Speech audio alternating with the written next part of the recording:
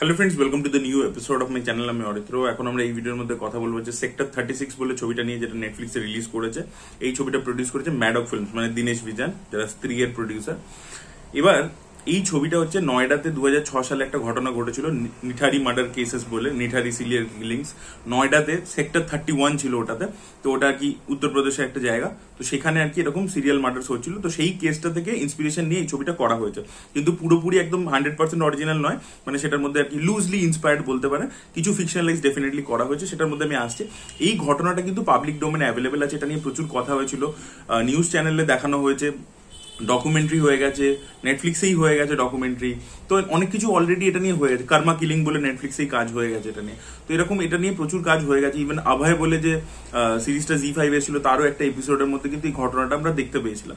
তো এটা কিন্তু পাবলিক ডোমেনে পুরোপুরি জিনিসটা অ্যাভেলেবেল আছে। তো এবার ডিরেক্টরের কাছে চ্যালেঞ্জ হচ্ছে এটাই যে আমার কাছে যে গল্পটা, যেটা সবাই জানে, সেই গল্পটাকে আবার আমি বলছি, তো আমি তার মধ্যে নতুন কি অ্যাড করছি? তো তার মধ্যে কি আমি কোনো সাসপেন্স, টেনশন, থ্রিল অ্যাড করছি? না, এই ছবিটা কিন্তু একটা পুলিশ ইনভেস্টিগেটিভ থ্রিলার কিন্তু একেবারেই নয়। এই ছবিটার মধ্যে কিন্তু কোনো টুইস্ট অ্যান্ড টার্নস কিছু নেই। কে কিলার, কি করেছে, সেগুলো সব আপনি দেখতে পাবেন। ইভেন তাকে অ্যারেস্টও যে করছে সেটার মধ্যেও কিন্তু কোনো আলাদা করে থ্রিল নেই। তাহলে ছবিটা কেন আউটস্ট্যান্ডিং হয়েছে? ছবিটা কিন্তু ব্যাপক একটা সিনেমা হয়েছে। কেন, সেটা আমি বলছি। এই বিষয়টাকে সামনে রেখে ডিরেক্টর ক্লাস কনফ্লিক্টের ব্যাপারে কথা বলেছে। ক্লাস কনফ্লিক্টটাকে এত সুন্দর করে ছবির মধ্যে দেখিয়েছে না, সেটা দেখবার মতো। এই ছবির মধ্যে কোনো ক্যারেক্টারই কিন্তু ভালো নয়, কেউ খুব বাজে, কেউ গ্রে। এই গোটা ছবির মধ্যে প্রতিটা ক্যারেক্টার কিন্তু নিজের সুবিধের জন্য কাজ করছে। মানে প্রত্যেকে নিজেকে বেটার পজিশন নিয়ে যেতে চাইছে। একটা টাইমে আমাদের মনে হচ্ছে এই অফিসারটা হয়তো অনেস্ট, ভালো, কিন্তু পর মুহূর্তে আমরা দেখতে পাচ্ছি সেও কিন্তু নিজের বেনিফিটের জন্য কাজ করছে।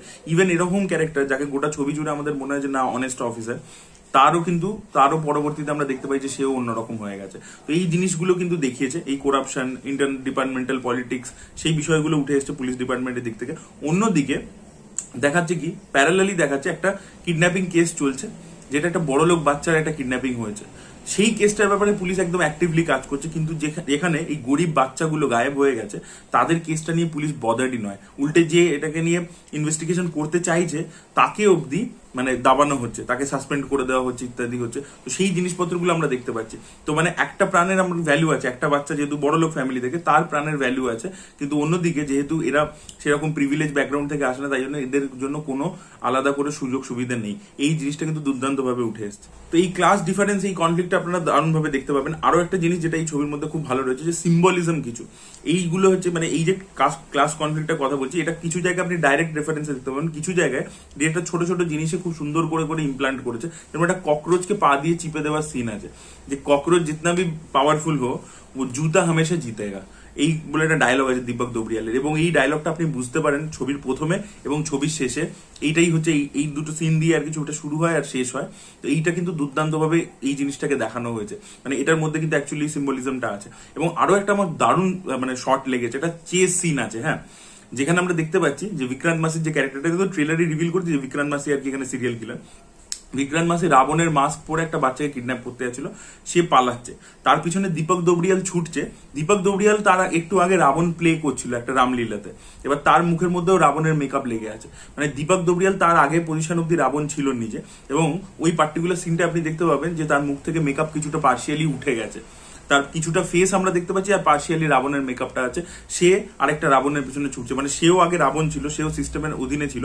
এই পার্টিকুলার ওই গল্প, ওটার পর থেকে গল্পটা একটা টার্ন নেয় আর কি। এই ক্যারেক্টার দীপক দোবরিয়ালের ক্যারেক্টারটা, যে একেবারে একদম লেড ব্যাক একটা পুলিশ অফিসার ছিল, তার মধ্যে একটা ট্রান্সফরমেশন আছে। তো ওইটাকে ওইভাবে সিম্বলিক্যালি দেখিয়েছে, সেটাও কিন্তু খুব সুন্দর। আর এছাড়া এই ছবির মেন হাইলাইট হচ্ছে এই ছবির পারফরমেন্স।